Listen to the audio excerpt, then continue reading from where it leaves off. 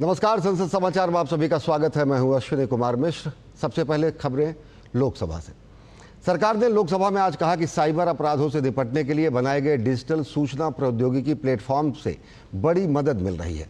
केंद्रीय संचार मंत्री ज्योतिरादित्य सिंधिया ने बुधवार को प्रश्नकाल के दौरान एक सवाल का जवाब देते हुए बताया कि इस प्लेटफॉर्म से 620 संस्थाओं को जोड़ा गया है और इसमें 570 बैंक और 3 से अधिक पुलिस से जुड़े संस्थान शामिल हैं। उन्होंने कहा कि विदेशों से धोखाधड़ी से संबंधित आने वाली फ़ोन कॉल पर लगाम लगाने के लिए भी इस प्लेटफॉर्म के जरिए बड़ी मदद मिल रही है। साइबर अपराधियों की धोखाधड़ी से बैंक भी सतर्क हो जाएं, ऐसी भी व्यवस्था की गई है। केंद्रीय मंत्री ने बताया कि संचार साथी पोर्टल भी साइबर अपराधों को रोकने में बड़ी सहूलियत दे रहा है। धोखाधड़ी के लिए विदेशों से आने वाली 1,35,00,000 फ़ोन कॉल को ब्लॉक किया गया है। रेल मंत्री अश्विनी वैष्णव ने लोकसभा में बताया कि अमृत भारत एक्सप्रेस ट्रेन में वैश्विक स्तर की सुविधाएं उपलब्ध कराई गई हैं और विभिन्न क्षेत्रों से इस ट्रेन और वंदे भारत ट्रेन को चलाने की मांग बढ़ रही है।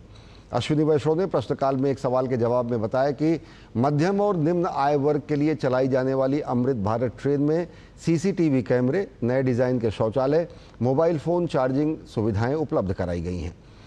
इस ट्रेन और वंदे भारत ट्रेन चलाने की मांग देश के विभिन्न क्षेत्रों से निरंतर आ रही है।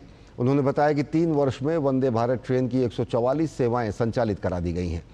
पूरे भारत को वंदे भारत की सेवा से कवर कर लिया गया है। रेल मंत्री ने IUML के ET मोहम्मद बशीर के प्रश्न के उत्तर में बताया कि केरल में रेल सेवा विस्तार के लिए बहुत काम किया गया है। प्रदेश में रेल सेवा विस्तार के लिए मोदी सरकार के कार्यकाल में जितना काम हुआ है उतना कार्य 60 वर्षों में भी नहीं किया गया। केरल में रेल सेवा विस्तार के लिए आगे भी और कार्य किए जाएंगे।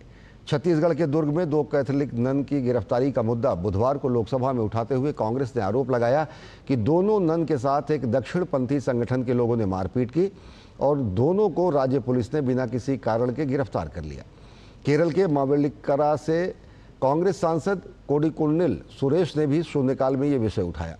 भाजपा सांसद अनुराग सिंह ठाकुर ने बुधवार को लोकसभा में सवाल किया कि पाकिस्तान के साथ 1971 के युद्ध के दौरान तत्कालीन प्रधानमंत्री इंदिरा गांधी द्वारा अमेरिका के तत्कालीन राष्ट्रपति रिचर्ड निक्सन को पत्र लिखे जाने पर सवाल उठाया। उन्होंने शून्यकाल के दौरान नेता प्रतिपक्ष राहुल गांधी पर भी निशाना साधा, जिन्होंने मंगलवार को सदन में ऑपरेशन सिंदूर पर विशेष चर्चा के दौरान 1971 के युद्ध का उल्लेख करते हुए कहा था, क्या प्रधानमंत्री में इंदिरा गांधी का 50% भी साहस है?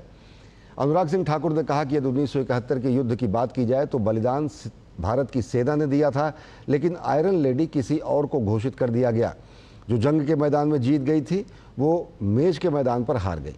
अनुराग सिंह ठाकुर ने सदन में उस चिट्ठी के कुछ हिस्से को उद्धृत करते हुए दावा किया कि तत्कालीन प्रधानमंत्री ने अमेरिकी राष्ट्रपति से पाकिस्तान पर अपने प्रभाव का प्रयोग करने और भारत के विरुद्ध उसकी आक्रामक गतिविधियों को रोकने का आग्रह किया था। उन्होंने सवाल किया कि क्या इंदिरा गांधी को उस समय की सेना पर विश्वास नहीं था या अपनी सरकार पर विश्वास नहीं था, जो अमेरिका के राष्ट्रपति के सामने उन्होंने हाथ फैलाया। कांग्रेस की प्रियंका गांधी वाड्रा ने शून्यकाल में ये मामला उठाते हुए कहा कि मैं सदन को सूचित करना चाहती हूं कि वायनाड में आई एक भयानक प्राकृतिक आपदा को 1 वर्ष हो गया है। इस आपदा के कारण सैकड़ों लोगों की जानें चली गई थी और 17 परिवार पूरी तरह से बर्बाद हो गए। उन्होंने कहा कि इस आपदा को आए 1 वर्ष हो गया, लेकिन यह दुखद स्थिति है कि केंद्र से पीड़ितों को मदद नहीं मिल रही है। उन्होंने पीड़ितों को मदद प्रदान करने की मांग की। लोकसभा में शून्यकाल में समाजवादी पार्टी के नरेश चंद्र देव ने उत्तर प्रदेश परिषदीय विद्यालयों को कम छात्र संख्या के आधार पर बंद किए जाने का मुद्दा उठाया और कहा कि राज्य सरकार ने 16 जून को एक आदेश जारी कर इन विद्यालयों को बंद करने का आदेश दिया है। उन्होंने इस आदेश को गरीब विरोधी बताया और कहा कि गरीबों को बुनियादी शिक्षा मिले, इसके लिए इन विद्यालयों को बंद नहीं करना चाहिए।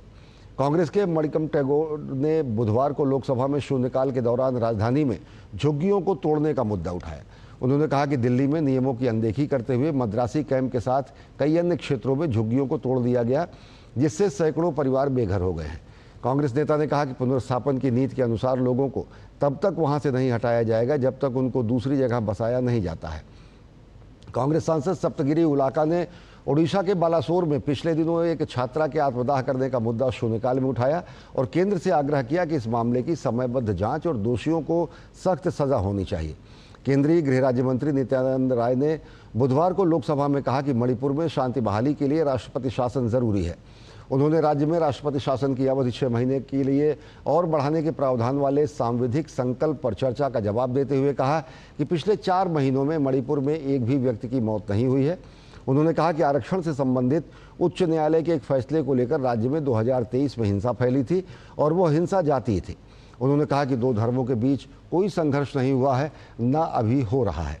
उन्होंने कहा कि राष्ट्रपति शासन लागू होने के बाद मात्र हिंसा की एक घटना हुई जिसमें एक व्यक्ति की जान गई। पिछले 4 महीने में तो एक भी मौत नहीं हुई है। शांति व्यवस्था का इससे बड़ा प्रमाण नहीं हो सकता। शांति व्यवस्था बहाल करने के लिए राष्ट्रपति शासन जरूरी है। उन्होंने दावा किया कि बाहरी लोगों ने भी मणिपुर हिंसा में आग में घी डालने का काम किया। और अब देखते हैं खबरें राज्यसभा से।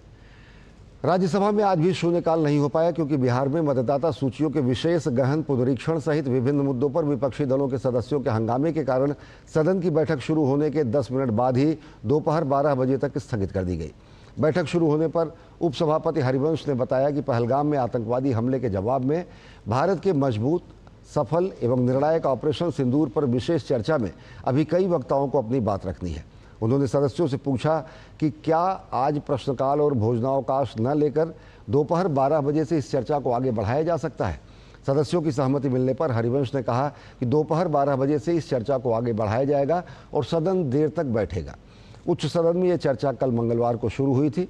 उन्होंने बताया कि उन्हें नियम 267 के तहत 18 नोटिस मिले हैं जिसमें नियत कामकाज स्थगित करके बिहार में मतदाता सूची के विशेष गहन पुनरीक्षण, अन्य राज्यों में बंगाली प्रवासी श्रमिकों के साथ कथित भेदभाव, उपराष्ट्रपति जगदीप धनखड़ के इस्तीफे, छत्तीसगढ़ में 2 ननों की पिछले सप्ताह हुई गिरफ्तारी तथा विभिन्न देशों में भारतीयों पर बढ़ते नस्ली हमले जैसे मुद्दों पर चर्चा की मांग की गई है। उपसभापति ने कहा कि ये नोटिस आसन द्वारा पूर्व में दी गई व्यवस्था के अनुरूप नहीं है, इसलिए इन्हें स्वीकार नहीं किया जा सकता। नोटिस स्वीकार नहीं किए जाने पर विपक्षी सदस्यों ने विरोध जताया और हंगामा करने लगे, जिसके चलते हरिवंश ने 11:10 पर बैठक को दोपहर 12 बजे तक के लिए स्थगित कर दिया। दोपहर 12 बजे बैठक पुनः शुरू होने पर पहलगाम में आतंकवादी हमले के जवाब में भारत के मजबूत, सफल एवं निर्णायक ऑपरेशन सिंदूर पर विशेष चर्चा को आगे बढ़ाया गया। चर्चा में हस्तक्षेप करते हुए विदेश मंत्री डॉक्टर एस जयशंकर ने कहा कि ऑपरेशन सिंदूर के जरिए भारत ने पहलगाम आतंकवादी हमले का जवाब दिया और जब भी पाकिस्तान हमला करेगा हम उसे ऐसा ही करारा जवाब देंगे। ऑपरेशन सिंदूर को क्रूरतम पहलगाम आतंकवादी हमले की सोची समझी सटीक प्रतिक्रिया करार देते हुए डॉक्टर एस जयशंकर ने कहा कि यह अब तक की भारत की नई नीति का आधार बन गया है।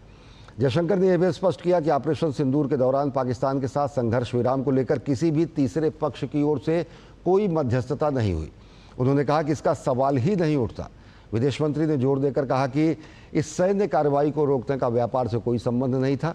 उन्होंने कहा कि जम्मू कश्मीर के पहलगाम में 22 अप्रैल को आतंकवादी हमला हुआ जिसमें लक्ष्मण रेखा लांघी गई और 26 बेकसूर लोगों को उनका धर्म पूछ कर मौत के घाट उतार दिया गया। उन्होंने कहा कि इस हमले के दोषियों को जवाबदेह ठहराना और पीड़ितों के लिए न्याय सुनिश्चित करना आवश्यक था।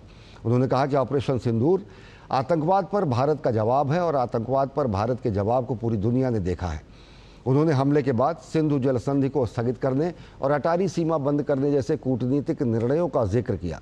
विदेश मंत्री ने कहा कि मोदी सरकार ने सिंधु जल संधि निलंबित कर पूर्व प्रधानमंत्री जवाहरलाल नेहरू की नीतियों की गलतियों को सुधारा है। उन्होंने कहा कि आतंकवाद को रोकना नरेंद्र मोदी सरकार का ग्लोबल एजेंडा है।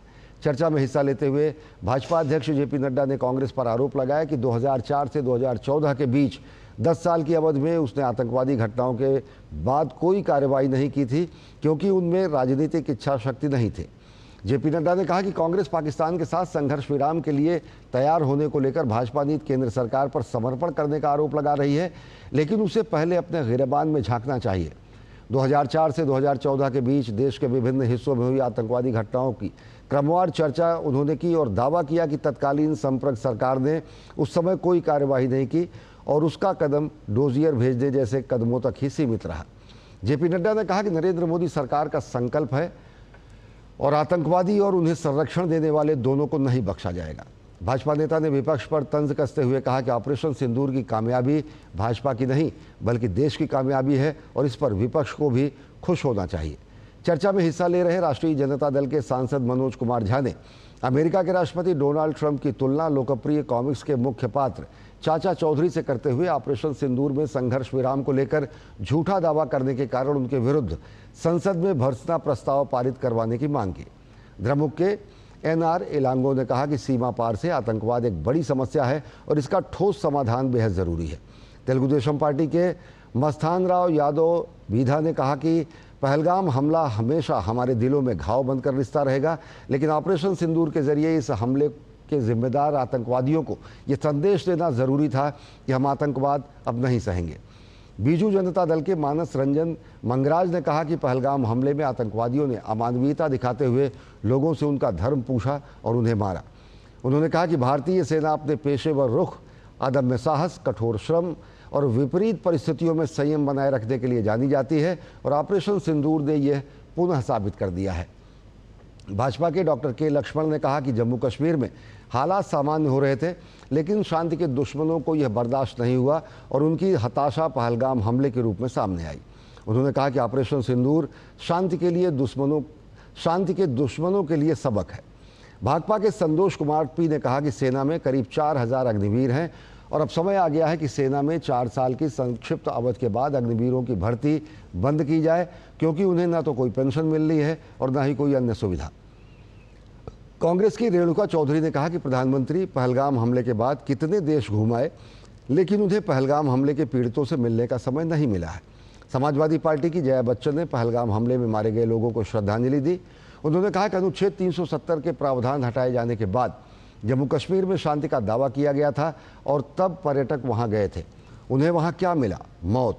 चर्चा में तृणमूल कांग्रेस की डोला सेन, ममता ठाकुर, सुष्मिता देव, माकपा के Vikas Ranjan Bhattacharya, doctor John Brittas, YSR Congress party के सुभाष चंद्र बोस पिल्ली, भाजपा के नामनिर्देशित गुलाम अली, सतनाम सिंह संधू, बीजेपी के निरंजन बिशी, सस्मित पात्रा, रागपा एसपी की डॉक्टर फौजिया खान, निर्दलीय सदस्य कपिल सिब्बल, भाजपा के अशोक राव, शंकर राव चौहान, कविता पाटीदार, मेधा विश्राम कुलकर्णी, असम गण परिषद के वीरेंद्र प्रसाद वैश्य, समाजवादी पार्टी के रामजी लाल सुमन, आईएनडी के अजित कुमार भुयान, शिवसेना के संजय राउत ने भी हिस्सा लिया।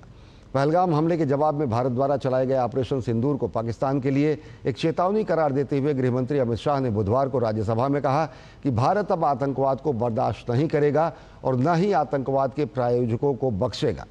ऑपरेशन सिंदूर पर उच्च सदन में हुई चर्चा का जवाब देते हुए उन्होंने कहा कि ऑपरेशन सिंदूर अभी खत्म नहीं हुआ है और अगर पाकिस्तान ने दोबारा कोई दुस्साहस किया तो उसके खिलाफ कठोर कार्रवाई करने में भारत नहीं हिचकिचाएगा। उन्होंने कहा कि पहलगाम हमले को अंजाम देने वाले आतंकवादी सुरक्षा बलों के हाथों मारे जा चुके हैं। उनके पास से मिले हथियारों की फॉरेंसिक जांच से पुष्टि हुई है कि ऑपरेशन महादेव में सुरक्षा बलों के हाथों मारे गए 3 आतंकवादी पहलगाम हमले को अंजाम देने वाले आतंकवादियों का हिस्सा थे। तो संसद समाचार में फिलहाल इतना ही। देश और दुनिया की ताज़ा तरीन खबरों के लिए देखते रहिए डीडी न्यूज़। नमस्कार।